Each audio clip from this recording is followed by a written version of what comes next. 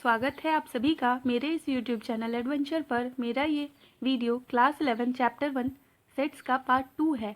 Part 1 इस channel पे पहले ही अपलोड किया जा चुका है, आप उसे जाकर एक बार ज़रूर देखें, लिंक मैं डिस्क्रिप्शन बॉक्स में दे दूँगी। बढ़ते हैं हमारे इस वीडियो की तरफ। जैसा कि लास्ट वीडियो में हमने पढ़ा था सेट्स क्या होते हैं, सेट्स को कितने तरह के होते हैं और सेट्स को हम कैसे रिप्रेजेंट कर सकते हैं। तो हमने वहाँ सेट्स को स्टेटमेंट फॉर्म, रूस्टर फॉर्म और सेट बिल्डर फॉर्म में रिप्रेजेंट किया था। उससे रिलेटेड कुछ क्वेश्चन हमें इस वीडियो में भी देखने को मिलेंगे। तो उन क्वेश्चंस की तरफ बढ़ने से पहले हम यहाँ कुछ एग्जांपल्स देख लेते हैं कि अलग अलग सेट्स जो होते हैं, हमारे नंबर्स के सेट्स होते हैं, उन्हें हम सिंबल में किस तरह से रिप्रेजेंट कर सकते हैं। तो हमारे पास जो भी नेचुरल नंबर्स होते हैं उन्हें हम कैपिटल N से रिप्रेजेंट करते हैं, सारे इंटीजर्स Z से रिप्रेजेंट किए जाते हैं। रैशनल नंबर के लिए हम कैपिटल Q को यूज़ करते हैं।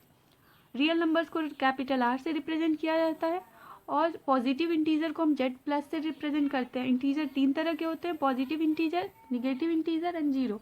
तो पॉजिटिव इंटीजर को रिप्रेजेंट करने के लिए हम पॉजिटिव इंटीजर को रिप्रेजेंट करने के लिए हम लोग Z प्लस से का यूज़ करते हैं। सिमिलरली जब निगेटिव इंटीजर की बात की जाएगी तो हम वहाँ Z माइनस से उसे रिप्रेजेंट करेंगे। रैशनल नंबर को हम Q से रिप्रेजेंट करते हैं, लेकिन जब पॉजिटिव रैशनल नंबर की बात आती है तो उसे हम Q प्लस से रिप्रेजेंट करते हैं और निगेटिव रैशनल नंबर्स को Q माइनस से रिप्रेजेंट किया जाता है। उसी तरह रियल नंबर्स को हम कैपिटल R से रिप्रेजेंट करते हैं, तो पॉजिटिव रियल नंबर्स को R प्लस और निगेटिव रियल नंबर को हम R माइनस से रिप्रेजेंट कर सकते हैं। तो इन सब की ज़रूरत हमें आने वाले क्वेश्चंस में देखने को मिलेंगी, उन सब का यूज़ वहाँ होगा। बढ़ते हैं हमारे क्वेश्चन नंबर 1 की तरफ। Here the question number 1 is, write the set x such that x is a positive integer and x square is less than 40 in rooster form।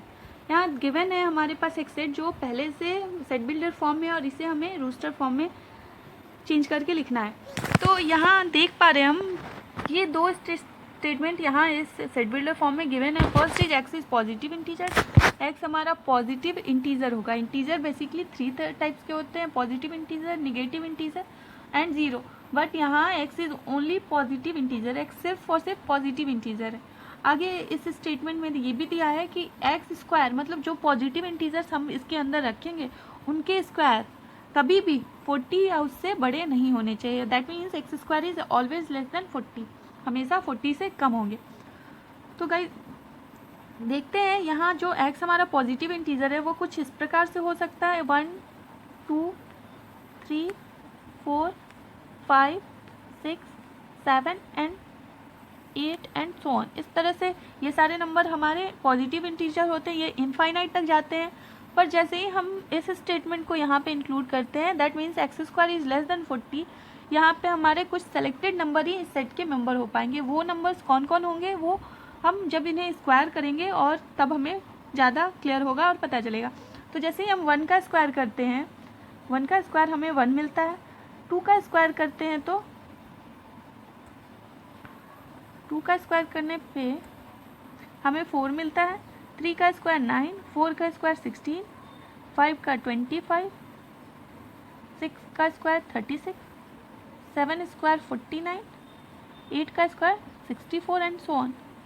आगे भी हमें यहाँ नंबर मिलते जाएंगे। लेकिन यहाँ जैसे ही हम देखते हैं 1 का स्क्वायर 1 होता है, ये हमारा 40 से छोटा है। 4 9 16 25 36 यहाँ तक के जो भी नंबर है वो हमारे लेस देन 40 है। लेकिन यहाँ के बाद जो भी नंबर हमें मिलते हैं वो 40 से छोटे नहीं होते हैं, these are not less than 40। तो हम वही नंबर्स इंक्लूड करेंगे इस सेट के अंदर जिनके स्क्वायर 40 से छोटे होते हैं। तो वो नंबर हमारे पास सिर्फ 1 2 3 4 5 एंड 6 होगा। जैसे ही हम 7 लेंगे तो 7 का स्क्वायर 49 हो जाता है, which is greater than 40। So we will not include 7 as its member. हम 7 को इसके मेंबर, इसके कॉम्पोनेंट के रूप में इंक्लूड नहीं करेंगे। फाइनली हमारा जो सेट बन के आता है रूस्टर फॉर्म में वो होता है कुछ इस तरह से, देख लेते हैं। Here the required set in its rooster form is 1 2 3 4 5 6। This is our required set। तो ये बहुत आसानी से हम इसे रूस्टर फॉर्म में चेंज करके लिख चुके हैं। आपको ये बहुत अच्छे से समझ में आ गया होगा। बढ़ते हैं हमारे नेक्स्ट क्वेश्चन की तरफ, क्वेश्चन नंबर 2.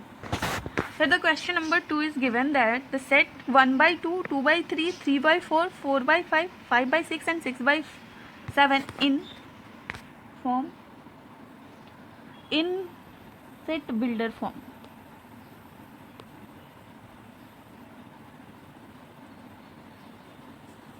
इसे हम सेट बिल्डर फॉर्म में लिखेंगे। सिंस क्वेश्चन को जब हम देख रहे हैं ध्यान से, तो ये हमें रूस्टर फॉर्म में नज़र आ रहा है। The set is already in its roster form. तो जब भी हमें ऐसा क्वेश्चन दिया जाएगा तो हमें रूस्टर फॉर्म को सेट बिल्डर फॉर्म में चेंज करने को कहा जाएगा, या फिर सेट बिल्डर फॉर्म को रूस्टर फॉर्म में दिया जाएगा। तो पहले से ये सेट हमारा रूस्टर फॉर्म में, और हमें इसे चेंज करके सेट बिल्डर फॉर्म में लिखना है।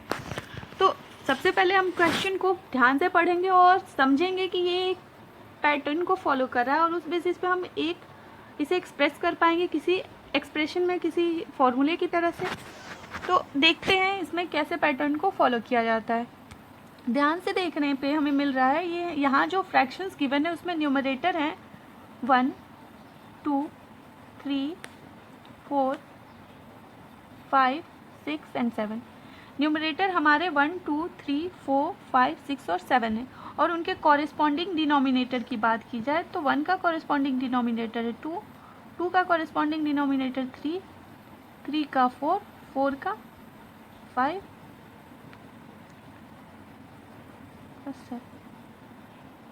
यहीं तक है। ये हमारा जो न्यूमरेटर है वो बस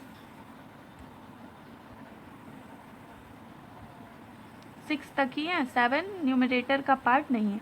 तो हमारे पास न्यूमरेटर है 1, 2, 3, 4, 5 और 6, और उनके कॉरेस्पॉन्डिंग डिनोमिनेटर है 2, 3, 4, 5, 6 एंड 7। तो गाइज हम देख पा रहे हैं जो भी न्यूमरेटर है उनके कॉरेस्पॉन्डिंग डिनोमिनेटर न्यूमरेटर से +1 करने पे हमें मिलता है। तो if we suppose numerator is equal to n, अगर हम न्यूमरेटर को n से डिनोट करते हैं तो हमारा डिनोमिनेटर जो कॉरेस्पॉन्डिंग डिनोमिनेटर होगा वो होगा n+1। तो फाइनली हम फ्रैक्शन को n के टर्म में कुछ इस तरह से लिख पाएंगे, n डिवाइडेड बाई n+1। ये हमारे मेंबर होंगे इस सेट के, ये n divided by n+1 sets के सारे मेंबर हैं, जहाँ where n is any natural number, n is any natural number. यहाँ n कोई भी नेचुरल नंबर है, कोई भी नहीं है, ये वो नेचुरल नंबर है जो लेस देन 7 है, जो 7 से छोटे हैं। ठीक है, तो इसे अब आगे बढ़ते हैं। पैटर्न हम समझ गए हैं, तो इसे हम सेट बिल्डर फॉर्म में अब आसानी से लिख पाएंगे। देखिए कैसे लिख सकते हैं इसे। सबसे पहले स्टार्ट करेंगे कर्ली ब्रैकेट को,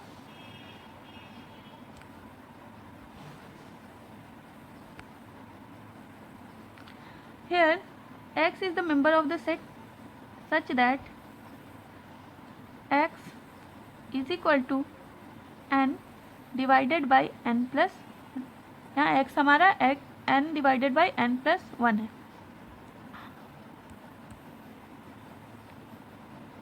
ठीक है, और n जो भी है वो हमारा नेचुरल नंबर है।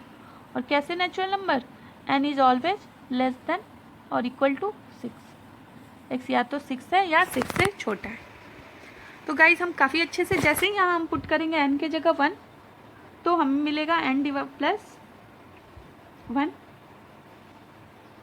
जैसे ही n की जगह 1 पुट करेंगे तो n+1 हमारा हो जाएगा 2।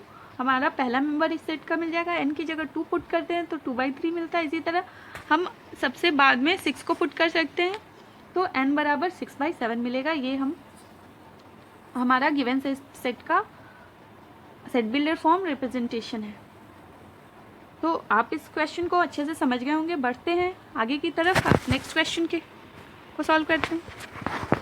यहाँ हमारा क्वेश्चन नंबर 3 है। यहाँ एक क्वाड्रेटिक इक्वेशन गिवन है। Here the question is write the solution set. इनके जो सॉल्यूशन होंगे हमें उनका सेट बनाना है। Write the solution set of the equation x² + x - 2 = 0 in roster form. हमें जो सेट बना, सेट का हमारा जो ये इक्वेशन है इसका जो सॉल्यूशन होगा उसका सेट हमें रूस्टर फॉर्म में लिखना है। काफ़ी आसान होने वाला इक्वेशन। सबसे पहले हम इस इक्वेशन को, इस क्वाड्रेटिक इक्वेशन को सॉल्व करेंगे और पहले जो इसके सॉल्यूशन है उनको फाइंड आउट करते हैं। फिर the given equation is x square plus x minus 2 is equal to 0। Splitting of middle term method को अप्लाई करके आगे के स्टेप्स में हम कुछ इस तरह से लिख पाएंगे, x square is equal x square plus 2x minus 2 is equal to 0। Further इन दोनों टर्म और इन दोनों टर्म से कॉमन टर्म को बाहर निकालते हैं, तो यहाँ हमें मिलता है x इंटू एक्स प्लस 2, और यहाँ इस दोनों टर्म में हमें -1 कॉमन मिलता है और सेम x प्लस 2 ब्रैकेट के अंदर हम लिख सकते हैं। फाइनली यहाँ भी x प्लस 2 है और यहाँ भी x प्लस 2 है, तो इसे हम बाहर कॉमन कर सकते हैं। जैसे ही x प्लस 2 को हमने कॉमन किया, अगले ब्रैकेट में यहाँ से हमें x मिला और यहाँ मिला -1, तो ये हमारा इक्वेशन फैक्टराइज फॉर्म में लिखा गया इस तरह से। और जब हम एक एक करके इन दोनों को 0 करते हैं तो x बराबर हमें मिलता है -2 और x बराबर मिलता है 1। -2 और 1 हमारा इस इक्वेशन का सॉल्यूशन होगा। अब हमें इस सॉल्यूशन से इसका सॉल्यूशन सेट ब्रूस्टर फॉर्म में लिखना है, तो ये हम काफ़ी आसानी से लिख सकते हैं। इसके लिए हम जैसे कि जानते हैं कर्ली ब्रैकेट लेंगे और सॉल्यूशन सेट को एज इट इज़ यहाँ पे कॉमा देकर सेपरेटली लिख देंगे। तो ये हमारा द रिक्वायर्ड सॉल्यूशन सेट होगा इन ब्रूस्टर फॉर्म। देखा आपने, ये भी क्वेश्चन बहुत ही आसान था। बढ़ते हैं आगे की क्वेश्चन की तरफ। होप आप लोगों को ये सारे सॉल्यूशंस बहुत अच्छे से बहुत क्लियर हो रहे होंगे। तो देखते हैं नेक्स्ट क्वेश्चन। गाइज हमने यहाँ 3 क्वेश्चन देखा और ये 2 क्वेश्चंस, क्वेश्चन नंबर 4 और question number 5। Question number 4 and question number 5 मैंने आप लोगों के लिए तैयार किया। आप इसे सॉल्व करें और अपने आप को एक बार टेस्ट करें कि आप अच्छे से समझ पाए हैं या नहीं, या अभी भी आपको कुछ डाउट है। अगर कोई डाउट है तो आप मुझे कमेंट सेक्शन में ज़रूर लिख के बताएं, या फिर मेरे टेलीग्राम चैनल को जाकर वहाँ पे आप शेयर कर सकते हैं क्वेश्चन। आपके कोई भी डाउट हो वहाँ पे बहुत अच्छे से क्लियर किए जाएंगे, या फिर आपकी जो भी प्रॉब्लम है उस पर मैं नेक्स्ट वीडियो भी लेकर आ सकती हूँ। अगले क्लास में मिलते हैं एक और लेक्चर 2 के साथ, जिसमें हम टाइप्स ऑफ सेट्स पढ़ेंगे